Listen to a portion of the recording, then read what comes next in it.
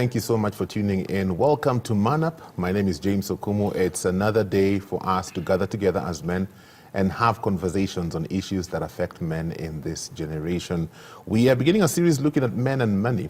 And what we want to do tonight is try and answer the question, why won't men take financial literacy classes or just learn about money?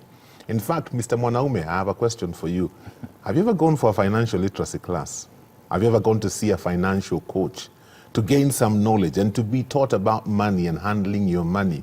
If you've ever done that, tell me where you did that. I know there are several organizations out here that offer financial literacy classes. We have quite a bit of financial coaches. They usually come to some of our shows here on Family TV. So tell me, have you ever sat down and be taught about money? 20316 SMS line, WhatsApp number 0786 316 316. This evening we have got two wonderful gentlemen to engage in this conversation. First and foremost, I have Patrick Omeo, financial literacy coach at Financial Academy and Technologies. Karibu sana.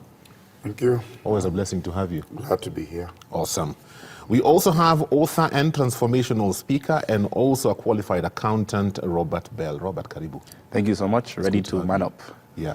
Let me ask you the question, because for him, I know he's taken financial literacy classes in real life and he teaches them. In fact, the first ever financial literacy class, as in you've sat down, you're being taught about money, that I attended was his class. Yes. So have you ever attended a financial literacy class? Yes, I have. What pushed you to take a class? Well, the profession I'm in, I'm an accountant. Yeah. So I decided I also need to understand how money works for myself. Strangely enough, I'll tell you, a lot of my fellow accountants, we also struggle with managing our own money. Wow. We're very good with keeping books and advising companies and so on, but I can tell you, I'm not letting out any secrets, but it's something that's not a given. It's not a given because I'm an accountant. It means I have financial knowledge. Yeah. I know how to managing other people's money is not the same as managing my money. For the simple fact, you asked the question at the top of the show, why don't we take classes? You know, learning about money is actually learning about yourself. And that's very difficult for a man to sit and learn about himself. Because when I learn about money, how money works, my habits and so on, I am basically seeing the results of my decisions or lack of decisions. Okay. And we would rather not deal with that. Yes. I know for you it was something similar, because before you got into what you're doing today, you were a banker. And your plane crashed. I actually got into financial literacy initially as a coincidence, because when I got employed, we were 200 young men and women replacing the retrenched staff of Standard Chartered. The number over a 5-year period grew to 800. Wow. So over a 5-year, we moved from newcomers who were 24, 25 years old. We were now 28, 30-year-olds. And at around that time, the bank was experiencing what happens when people's income can no longer meet their needs. Yes. We don't say in the bank, we don't use bad words. We say that you pay yourself. So there were incidents of people beginning to pay themselves. Because there's a stretch between the level of needs that have risen into your life as your life, as the faces change, vis-a-vis what you have as income against the expectations. It is not that the income was small. The expectations. No. It was the expectations that had quite outstretched. You know, when you're a banker, there was that young image. A banker in the 90s was quite somebody. It's not the kind of image a banker has today. So in 1999, my employer mounted a program to teach everyone financial literacy. I got in there as a trainer of trainers. I was now trained as a trainer. The only reason I qualified was I was very good at savings. Not because I knew how to invest. I'm not a very spendthrift fellow. I'm not. So I'd been very good at a good savings record. After that, I did the training just like a high school teacher or primary school teacher would do the job of educating a child. You yourself didn't score A, but you are trying to create A's. So I did that for up to 2001. In 2001, I bumped on the works of Robert Kiyosaki, read the book, got interested, and made contact with the office. Yeah. They didn't come back until 2002. Okay. So when they called me in 2002, it was like a coincidence because I really now needed them to prepare myself for exit. But the 3 years before this period, about 2000 and 201, I had been deeply immersed in looking for any material on financial literacy, anything that could improve my skills. I even now joined Strathmore University, the business school officially. There was the business school was offering CFA's classes. So I went there and did CFA for 2 years, just to bring myself up to speed. So by the time I was meeting Robert Kiyosaki and going through coaching. Yeah. So you're doing this not for the sake of a career, but you're doing this as a personal thing. I'd come to the point where you ask yourself, why can't I invest? I have money sitting in the account, but I'm not pulling out the investments. And we had I have 4 friends, and they're still there. They're still my 4 friends. We would do things together and make losses. And I had this question lingering around me: why am I not able to invest? Of course, that's why I went to Strathmore to study an investment program. This is purely investment program. And I studied it. I gave it the best 3 hours a day. I didn't miss a class. I didn't get late one day.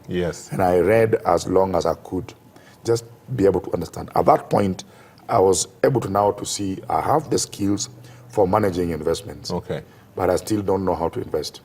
So that's when I met Robert Kiyosaki, I was told some 6 common sense things, which I'll tell you in this program, if we can. One of them is that the issue is really you not being able to look at yourself and look at your values and then be able to tell yourself, I am wrong. So is that, because you've said something similar, and when I look at finances, financial lessons, all that, my experience has been, even talking to the different financial coaches who come in, most of their clients are women. Yes. You know, so do women have an easier time looking at themselves and coming to terms with, this is who I am and this is what I need to do to change, than men? Because why is it that men are not taking these classes? Yeah, actually, when I was, just before we started, I was thinking in my head, 9 out of 10 of the people who I coach, life and around money, are women. 9 out of 10? 9 out of 10. Wow. 9 out of 10. And it's because of what you said, getting to that point of acknowledgement, like what you were saying. Acknowledging that, one, I need to first understand what I need, what I don't know. You know, the first thing that I tell people whenever I coach them is that the best thing that you can do is quickly know when you don't know. Quickly know when you don't know. Yes. How do you know you don't know? It's by exposure, by asking, by doing an assessment. Know when you don't know, because when you know you don't know and you acknowledge you don't know, then you can make steps to correct, make steps to learn. What I've seen from men, it's very difficult for us to see the facts on the table. Right? And when you look at money and financial coaching, we're looking at facts. Facts, though, that are driven by emotions. Now, I mean, we have to take a step back and zoom out. You see, generally in life, but especially around money, psychologists tells us is that you have to follow the 3 B's, right? Beliefs, behavior, belonging. You see, our behavior is driven by our beliefs, not by what we know. Not by what we know. You can know everything about financial literacy. But what do you believe? What do you believe? And you see, for us, especially as Africans, what are our beliefs around money? That people who have money are greedy. People who have money are corrupt. They're corrupt. Yes, you see. so we hold ourselves back, like, I don't really want to get good at this because I feel, or I believe, even if you have not acknowledged it, I believe I might become corrupt. So there's something self-ingrained in you that is it's controlling you or barring you from learning as a man, because now it's now touching on your values. It's now touching, like you said, if you're not clear on that, then you can't get to the point of learning. So that's the challenge that men have. What I've seen with women when we do coaching and when we sit and we speak, they actually want to be told, help me see who I am. Okay. And as much as bad as it is, break down and, oh my gosh, this is not good, but then they'll say, can you help me? Is that the same experience with you? Is even more amplified. I think just to say it the way it is. Yes. Yeah. Women find it easier to say, I don't know. Yes. Very easy. Yeah, man, even if it's directions, I've never had a problem with a woman who doesn't know how to manage money coming to pretend I know. They just tell you, Omeo, I don't know how this thing works. Teach me. Yes, teach me. So you then walk her through some processes. For a man to say that, to be something else. The challenge is coming to terms with yourself as a sinner. As a sinner? Yes, a financial sinner. You are a financial sinner. And I mean exactly those words, Yes, because he's just mentioned to you that there are behaviors. So in the journey of money, the main issue is not money. The main issue is that money is financing a behavior. Yes.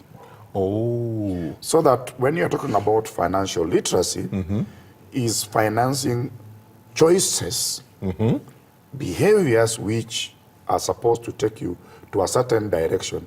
So what we are dealing with at the bottom, which makes men a bit difficult with, opening up, is because you're now telling him to tell you things he should not tell you. Maybe he should not even tell you, but he needs to come to a place where he can tell himself, up to yesterday, the pattern of life that I have pursued, those things called behaviors, eventually become a pattern of life, has not taken me where I want to go. Now help me walk to where I want to go. And I'll put it to you here, plainly and as I can. We set goals not to succeed. We set goals to keep us on a path. There are not many men who want to set goals in the manner that they should be set. And there are not many men who want to use goals to walk them in the path it should walk them. They look at goals as things showing I have failed. So are we saying, Robert, that the main issue, because if you talk to a lot of us, will tell you, pesa ni kidogo. Pesa ni kidogo. Yeah. So are we saying that that is not the main issue? The main issue is that even if it is the small amount we have, we don't know what to do with it. Money will never be enough. It should never be enough. It's how we respond to it, how we choose to respond to it. And he's saying it, we're financing particular behaviors. Yeah. That's why when I gave my TED talk, the emotions behind money habits, I didn't expect it to get such a craze. In 48 hours, 500,000 views across the world. Yeah. To date, it's at 2 million views, less than a year, right? It went viral because people need to understand that it's not about the shilling or the dollar or the euro, right? It's about the behaviors behind it. And the behaviors are driven by emotions. One of the easiest things that we can do when it comes to financial literacy or even money is do a budget. And then compare that. But people find it so hard to do a budget. You know why? No one ever budgets to overspend. It's like a business plan. I'm sure you can tell you, no one has ever produced a business plan that shows a loss. Right? Yeah. So when we budget, we say, you know the responsibilities. I know I need to do rent, but we don't write it down. You know why? Because a budget is an accountability contract. Okay, hold it right there. We're taking a short break. And as always, I'm only giving you a minute. Rush to the kitchen, grab a cup of water, cool down the temperature, and come back for part 2 as we continue with this discussion on why men wouldn't take financial lessons. Tomorrow on The Corner. We will argue kwa simu and then akola nibe mbona uniongelesha vibaya hivyo but si kujua ni red flag. Are there any manipulative patterns that maybe one can notice in a relationship and saying hi? Anything that breaks the normal environment for a relationship, then we can almost describe it to be toxic. Don't miss out on The Corner tomorrow at 8:30 p.m. Welcome back to Man Up. Tonight we are looking at men and money. Why won't men take financial lessons. That's what we are discussing, hanging out with Patrick Omeo, financial literacy coach, and transformational speaker and mentor, Robert Bell. So, there's something you were just about to say before we took the break. Now, I was saying it is not really, you know, when you say people don't want, Yeah. it's already you are aware. So you are choosing between I want and I don't want. Okay. That is not the situation. Yeah. I think a lot of men are in a situation where they are not really quite in the know that they are wrong or they are in the wrong path. Okay. And then the ego part of it then stamps that situation and it stays the same. Because I'm going to say this again. You have to go through a process of self-introspection. A lot of us don't take that opportunity to reintrospect, to ask, I'm now today at 52. I am supposed to be in this state. But I am not there. But I'm not there. So how can I kind of bridge the gap? So what you'll find men doing when hormonally they move, you know my usual phases of life. Yes. When hormonally they are hit at 35 and the eyes suddenly open and they realize that I've done nothing, what they start to do is do what you call a catch-up. Yeah. By now buying pap, doing things, any money you get, you now kind of try to confuse the environment to look like I am making strides. But in the real sense, the strides are better made with a plan so that there are things which you have to avoid still. At that point, you actually go into a panic mode. Yeah. A few things have happened. You are probably married. Most of the time you are married. Most of the time there's a child named after your father or grandfather and he's already going through school. Maybe two. Usually your parents are now aging. Yes. So their medical situation Yes. is demanding more money from you. If you have bigger family responsibilities, they are eating into your money. So you were suddenly in the middle of awareness, but the money went before you arrived here. Because those things that you've been doing with the money will not change. Yeah. Now, what needs to change is you, not those things. Yeah. So it is you who need to begin to ask, can I really do this? Am I really able to do this and still achieve what I want to achieve? Because there are questions which if you don't ask yourself, you will continue doing things because I was doing them. Yeah. There's an element of, I'll give you an example. When I was 25, out of employment, we were required to develop plans by our bosses. So it is not Romeo who chose to develop a plan. Yes. So I was in a process somehow. Yeah. But in that document said that it is either money at 39 or the age of 39, I will leave employment. So when I arrived at 39, I had a document that kept me accountable. Either I was supposed to have made money at 39 or I will leave because I am at 39. So I was at that point where I'm making a choice to leave. And I had this list of things I was doing. I was paying school fees for a few boys and girls in my village and what have you. A number of things I was entangled in my previous situation because I had the money. Yeah.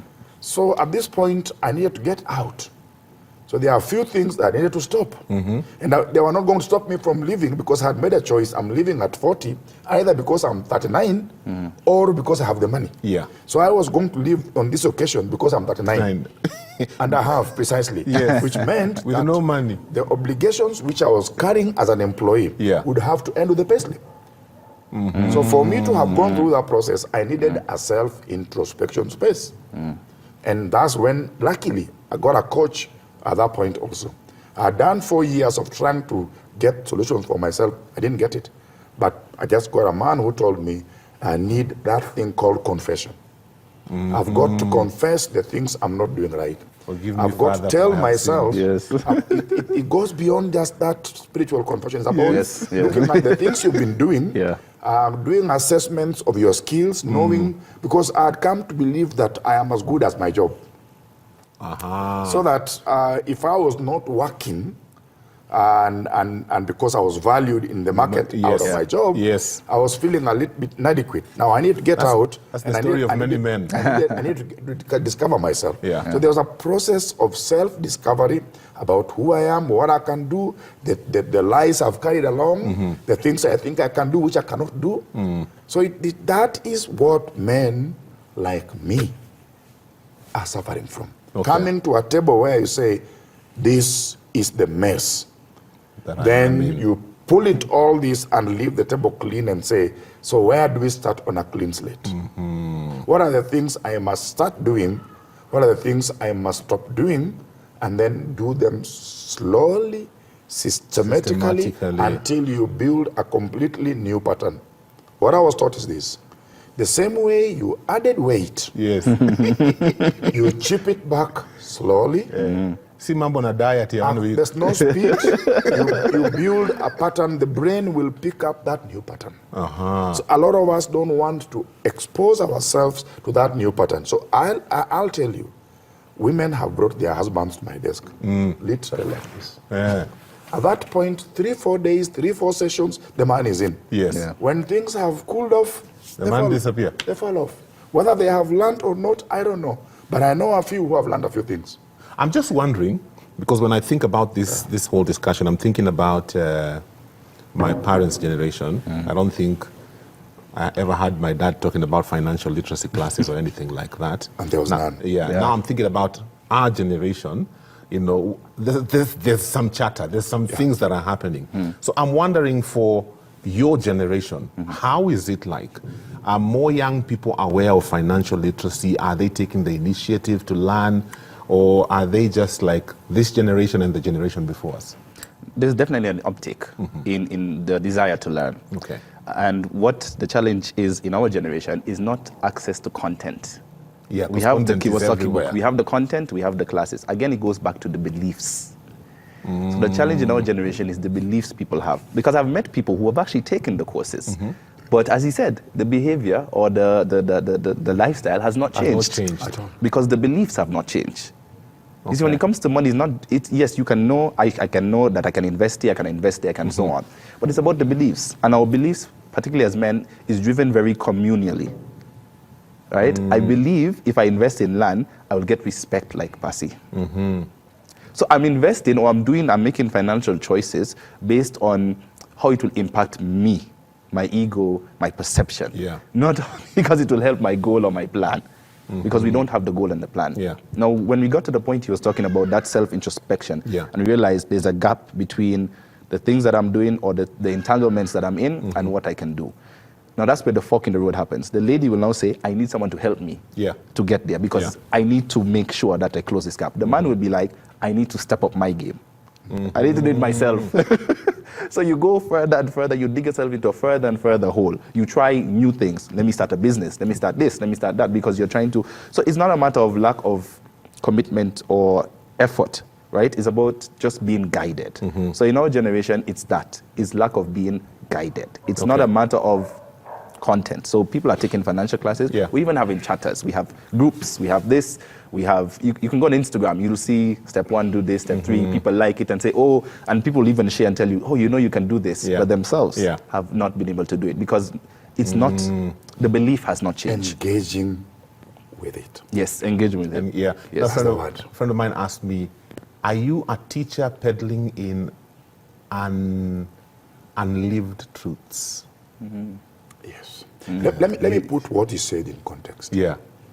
Now, in terms of how a man can change, because we've spent about 2 hours talking about how they cannot change. Yes. Let's talk about how they can change. If Before we run out of if time. this is what you intended to do, and for God's sake, it hasn't happened, you simply push it forward there, because now you're no longer here, you are now here, and ask, I am here. With all, which means you have to first identify clearly what has not happened and why it has not happened. It is not what, it's the why. Because it is about changing your value system. Yes. You cannot rip away value, but you can, what they say, change the relative position. Sorry, I'm Luo. So there are words which are not very easy to Matamchi mention. inakupatia So shida. the relative position means this. Yes. James was raised in a family where his parents emphasized 3 values. So James is more predisposed to demonstrate those values. He is raised in a family where his parents also demonstrate 3 values, but slightly different from yours. Yes. So he's more likely to to show us more of those values. It doesn't mean that the two of you don't have the same set of 10 values. Yeah. You have the same set as his, but the 3 you are demonstrating more in your life are not the 3 he's demonstrating. Yes. So the reason why you look like both of you are walking in the opposite direction is just because you are emphasizing a few things differently more than the other person. Exactly. So that this person may have been brought up in a family where you save. In this, you are brought up in a family where people hustle. Yeah. So you know how to make money, you hustle. Both of you are talking about money, but you are looking at this money differently. So you need to change the relative value level of that value from being top 3 to somewhere in the last number 5, 6, 7. So if the value that forces people to save and even invest is called the value of accumulation. It's number 8. It's the behaviors which you start to practice now make it come here. Because you've got to practice saving, which you are not doing. It is by emphasizing savings. I wish I had my phone, I would have shown you a few things. Today, if I receive money, I take 10% of that money or less, I've been number 1,000 bob to the circle. Immediately I receive it, I sell it out. Because I'm emphasizing that behavior. I want that behavior to be part of me. Which reinforces a new belief. It ain't a question of the size of money. It's a question of I want to save. So you see, you've got to move this, must have a reason of focus. That goal is the reason around which you change your pattern of behavior. You are building a new character, which I still don't want to talk about, because you are taking from daily and weekly your behavior. When you get to annual, is now a character demonstrated. Are you getting me? So you are changing the perception of the person that was, so that at the end of the year, you in your own eyes, you are different. You are different. And even the other people can now see a different person. I was going to say, now, as we do that, what men, particularly men, have to look out for are what we call Delilahs. Right? Distractions. Delilah pia anakuwaga kwa pesa. Right? And Delilah shows up in many forms. So as I'm building the house, you see, you've broken on a belief, but at the confession point, we need to go a bit deeper and make sure we understand how that impacts our value and our outlook on life. You see, there's some beliefs that we continue to carry, or what you want to call trauma. Right? We're going back to the beliefs around money. That someone who has money is selfish. Now, if you don't address that, it goes back to what he said. Maybe we grew up in a family that if we don't take care of ourselves, we do whatever. So as I'm building the house, you know what happens? Someone comes and says, oh my goodness, something happened. My kids have been kicked out of school, or other things happen. It happens in our society. But if you've not addressed that belief that I must always sacrifice myself, you might end up veering off plan. Right? So it's not that, sometimes we get the plan, and as we're doing that, men need to look out for those Delilahs that will come and say, come rescue me. Come rescue me, as he said. You have to be clear. If this happens, you make a plan for if Delilahs were to show up, this is how I'll handle it. This is how much I can do. This is how much I can do. And it doesn't mean that you're being selfish. And that is the big challenge we face as men. Because people come to us, we want to be, I'll save you, Superman and everything. So we have to break down that belief, but also recognize that this is an area of weakness. What safeguard will I put into place? And I think that's where men sometimes fail to start. And I want to encourage men, start, but put the safeguards in place, right? So you do this, you do that. Then maybe you get a promotion. But because you have been feeling yourself so much, you get that promotion, I'm going to Dubai. Because it's been in the back of your mind. So you address those things, and you write the plan, address what are these emotions that if they were to pop up, I'm kind of at risk. When you deal with those, then that's how you stay on plan and you get to that house. I feel like we should go on for another hour, but unfortunately, my friend, wakati umetupatia kisogo. Our time is up. I'm sure we will get this gentleman back again in studio and have another discussion still on the same issue. Thank you so much for being a part of Man Up tonight. I pray that some of the information you've had here you will meditate on it and begin to do something about it. Until next time, have yourselves a great evening and God bless you. Fresh, insightful, and in-depth stories from current affairs, opinion, inspiration, lifestyle, church-related articles, and so much more on www.familynews.today. Insights at your fingertips.